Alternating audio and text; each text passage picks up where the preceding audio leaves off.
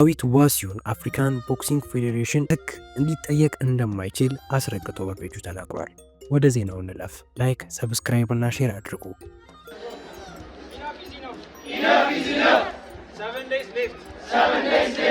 የተማርነው ለባርነት አይደለም። ላልተኖረው ልጅነታችን ስንል እስከ ጥግ እንሄዳለን።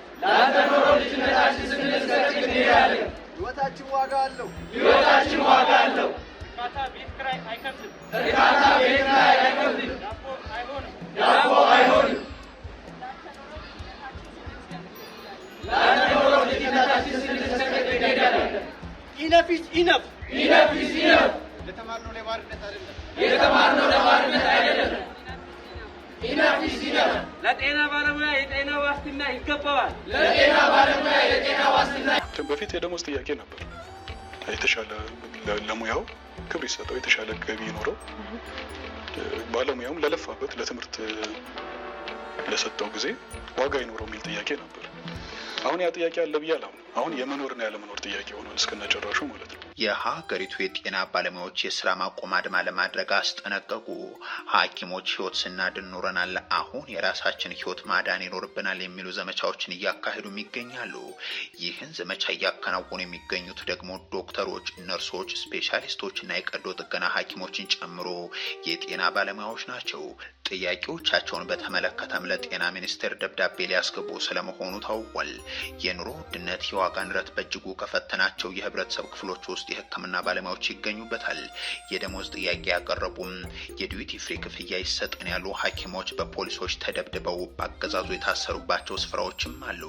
እነዚህ የህክምና ባለሙያዎች በተደጋጋሚ ጥያቄያችንን ብናቀርብ ምላሽ አጥተናል ሲሉ አሳውቀው ጥያቄዎቹ ምላሽ ሳያገኙ የኑሮ ውድነቱ ከዕለት ወደ ዕለት እየተባባሰ በመምጣቱ ምክንያት የተደራጀ የማህበራዊ ሚዲያ ንቅናቄ መጀመራቸውን አሳውቋል።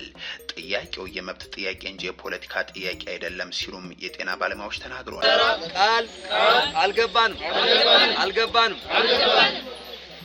12 questions are a matter of survival. 6 days left. 6 days left. እየተራብን ልንሰራ ቃል አልገባንም። ህይወት ስናድን ኖረናል። አሁን ግን የራሳችን ህይወት ማዳን ይኖርብናል። እየተራብን ልንሰራ ቃል አልገባንም። ያገንራ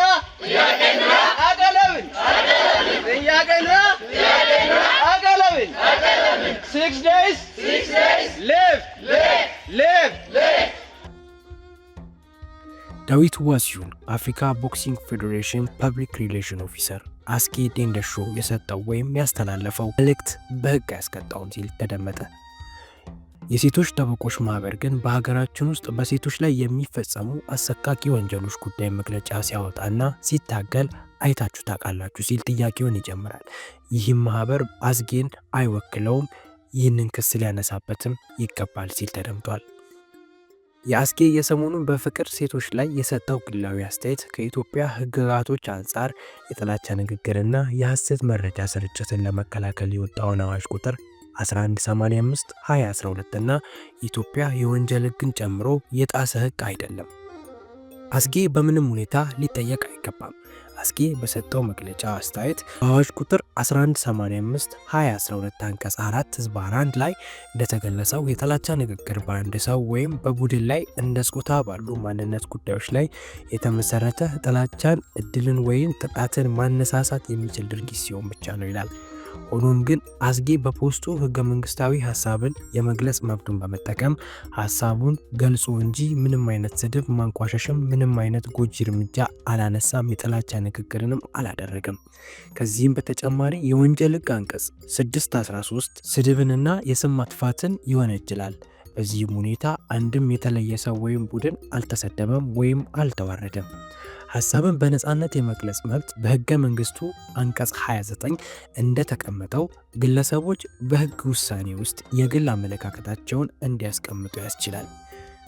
እውነት ከሆነ ማህበሩ እንደዚህ ባሉ ጉዳዮች ጊዜውን ከሚያጠፋ በርካታ እህቶች ላይ እየደረሰ ያለን ግፍ ወንጀሎችን ለመከላከል ለእህቶቻችን ዘብ ይቁም። ከዛም በዘለለ በየቲክቶኩ የሴት ክብር የሚያዋርድና የሚሳደቡ በዚህም ወቅት እያየን ስለሆነ እነዚህ ወጣቶች ላይ የህግ እርምጃ እንዲደረግባቸው ሲል ዳዊት ዋሲሁን አፍሪካን ቦክሲንግ ፌዴሬሽን ፐብሊክ በዛሬው ዕለት በፔጁ አስነብቧል።